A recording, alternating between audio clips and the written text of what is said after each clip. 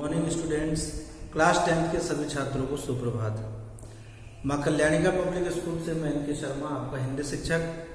हम पढ़ रहे थे लखनवी अंदाज। लखनवी अंदाज में पिछले कक्षा में हमने दूसरा जो प्रश्न था वहां तक का उत्तर लिख लिया था, जान लिया था। अब तीसरे प्रश्न पे हम चर्चा करेंगे कि तीसरे प्रश्न में हमें कौन सा उत्तर लिखना है, इसका एक अच्छा आंसर क्या हो सकता है। तीसरा प्रश्न है कि बिना विचार घटना और पात्रों के क्या कहानी लिखी जा सकती है, के भी कहानी लिखी जा सकती है। आप यशपाल जी के इस विचार से कहां तक सहमत हैं? यह हमारा प्रश्न है कि क्या यशपाल जी ने कहा बिना विचार, बिना कहानी और बिना पात्र, घटना और पात्र के बिना भी कहानी लिखी जा सकती। तो क्या आप इससे सहमत हैं? क्या हम इससे सहमत हैं या कहां तक सहमत हैं? तो इसका हमको आंसर यही करना है कि बिना कहानी या बिना घटना या बिना किसी पात्र के कहानी लिखना संभव नहीं है। इनमें से किसी ना किसी एक पात्र का होना आवश्यक है। कोई ना कोई विचार जब लेखक के मन में उठता है तो कोई कहानी बनती है। वो किसी घटना को जब देखता है तब उसके मन में कुछ विचार पैदा होते हैं, उत्पन्न होते हैं, उसे वो कहानी के रूप में लिखता है। या कोई ना कोई एक पात्र, कोई ऐसा व्यक्ति उसे मिल जाता है जिसे देखकर उसके मन में विचार आते हैं और वो कहानी लिखने लगता है। इसलिए इन तीनों की अनुपस्थिति में कोई कहानी लिखी जा सकती है, इस बात से हम सहमत नहीं है कि इन तीनों में से कोई ना कोई एक व्यक्ति अवश्य होता है, आवश्यक है, तभी कहानी लिखी जा सकती है। या तो किसी पात्र को देखकर, किसी या घटना को देखकर हमारे मन में जब कोई विचार आते हैं तभी हम कहानी लिख सकते हैं। बिना इनकी उपस्थिति के कहानी का सृजन संभव नहीं है। जब लेखक के मन में कोई विचार आता है तो वो उसे मूर्त रूप देकर कहानी लिख लेता है। जब कोई घटना देखता है लेखक तो उसे अपनी कहानी का आधार बना करके एक कहानी लिख सकता है लेखक। कोई पात्र ऐसा मिल जाता है तो उसकी विशेषता को या किसी भी उसके पक्ष को, जैसा हमने इस कहानी में देखा, उभारते हुए उसे कहानी के रूप में लेखक ढाल सकता है। इसलिए विचार, घटना और पात्र, इन तीनों में से कोई ना कोई एक चीज बहुत महत्वपूर्ण है कहानी के लेखन के लिए। अब हम अगला प्रश्न देखते हैं, चौथा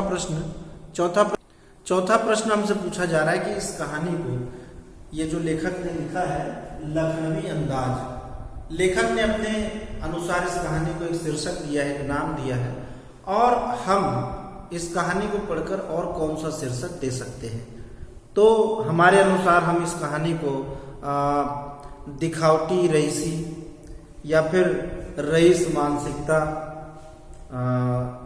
ऐसा कोई शीर्षक और हम इसको दे सकते हैं। आपके मन में भी अगर कोई ऐसा शीर्षक है तो आप जरूर अपने मन से आप अभिव्यक्त करके लिख सकते हैं। इसके लिए आपको पूरी स्वतंत्रता है कि कोई अच्छा शीर्षक अगर आपके मन में इस स्टोरी को पढ़कर आता है तो जरूर आप इसको लिख सकते हैं। पांचवा जो प्रश्न है ये रचना और अभिव्यक्ति माध्यम से है, जिसमें नवाब साहब के द्वारा खीरा काटने की जो प्रक्रिया है, एक चित्र जो बनाया गया, लेखक ने ऐसा बताया, इसे अपने शब्दों में लिखिए। अर्थात ये अभिव्यक्ति और आपके भीतर के लेखन कौशल को जानने के लिए ये प्रश्न है कि आप किसी घटना को कैसे लिख पाते हैं अपने मन से। तो इसका हम विस्तार से लिख सकते हैं कि लेखक ने देखा कि सामने जो नवाब साहब बैठे हैं, नवाब साहब की मानसिकता को लिए हुए व्यक्ति, उन्होंने बड़े ही ध्यान से खीरों को देखा, फिर उसे लोटा में पानी जो भरा था उसे लेकर के खिड़की से बाहर धोए, उसके बाद तौलिए से पोंछकर ध्यान से उसे रखा, फिर खुद बर्थ में पालथी मारकर बैठ गए। उसके बाद जेब से चाकू निकाला, खीरों को बहुत तौलियों से आराम से धीरे धीरे धीरे पोंछकर साफ किया। उसके बाद उसके दोनों ही सिरों के छोटे छोटे टुकड़ों को काट के आपस में मैश किया और उसके बाद उसे बाहर फेंका। फिर खीरों को धीरे धीरे प्यार से छीलने लगे, मानो दिन भर में उनके पास और कोई काम नहीं है, सिर्फ एक यही महत्वपूर्ण काम रह गया है कि उन्हें खीरे को छीलना है और काटना है। फिर खीरों के छिलकों को धीरे धीरे धीरे धीरे उतार करके उन्होंने बाहर फेंका। फिर बहुत ही सलीके से उन खीरों को वो स्लाइस पीसेस में, टुकड़े में काटने लगे और उस पर बड़े ही प्यार से नमक और बड़े इत्मीनान से कि मानो उनकी पूरे दिन भर की आज की कसरत यही है। और इस प्रकार से उन्होंने खीरों को काटा, लेकिन काटने के बाद उन खीरों को खाने के बजाय उन्होंने सूंघ सूंघ कर ही खिड़की से वे बाहर फेंकने लगे। इस तरह से इस चित्र को आप अपने शब्दों में व्यक्त कर सकते हैं। अगला प्रश्न है, अभिव्यक्ति और रचना माध्यम में है कि जो खीरे काटने की सनक है या उसकी जो प्रक्रिया है, खीरे के संबंध में नवाब साहब के व्यवहार को उनकी सनक कहा जा सकता है। और आपको भी क्या ऐसी किसी सनक के बारे में पता है? तो ये जो सनक शब्द आ रहा है, इसका क्या अर्थ होता है?